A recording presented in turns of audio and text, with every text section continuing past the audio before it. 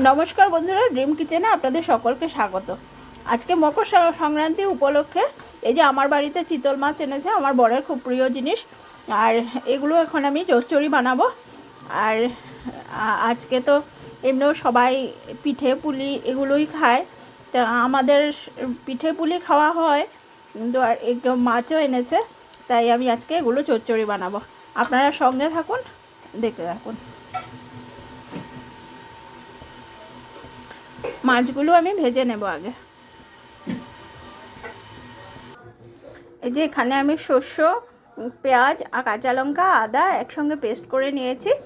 আর সঙ্গে আমি ধনেপাতা দেবো। এই যে ধনেপাতা নিয়ে নিয়েছি, এগুলো আমাদের গাছের টাটকা টাটকা ধনেপাতা, তাই আমি ছিঁড়ে নিয়ে আসলাম। মাছগুলো আমি ভাজবো না, মাছগুলো আমি এভাবে রান্না করব।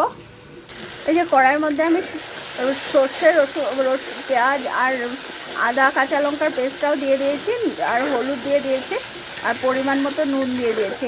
একসঙ্গে একটু কাঁচা গন্ধটা গেলে আমি মাছগুলো ছেড়ে দেবো ওটার মধ্যে।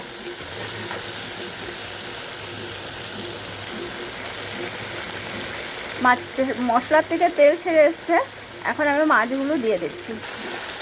মাছগুলো দিয়ে দিয়েছি, আর এই যে একটু আস্তে আস্তে করে আমি পাল্টি করে দেবো মাছগুলো, এপিট এপিট করে পাল্টি করে দিব।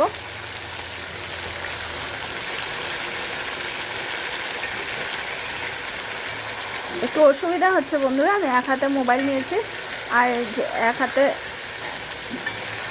মাছগুলো পাল্টি করছি, তার জন্য। মাছগুলো এপিট ভাজা হয়ে গেছে, এখন একটু ঝোল দিয়ে দিচ্ছি।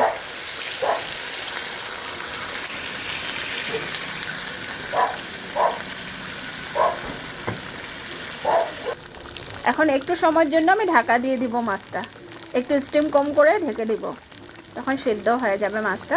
পরিমাণ মতো শুকিয়ে যখন যাবে, জলটা শুকিয়ে, মাছের ঝোল শুকিয়ে এসছে আর মাছটাও সেদ্ধ হয়ে গেছে। আর এখন এগুলো আমি উপর থেকে ধনেপাতা ছড়িয়ে নামিয়ে নেব। মাছ কমপ্লিট হয়ে গেছে। আর এই যে দেখুন বন্ধুরা,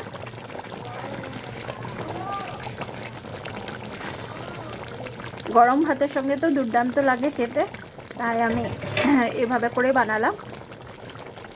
আর ভিডিওটা ভালো লাগলে লাইক করবেন, শেয়ার করবেন, কমেন্ট করে জানাবেন।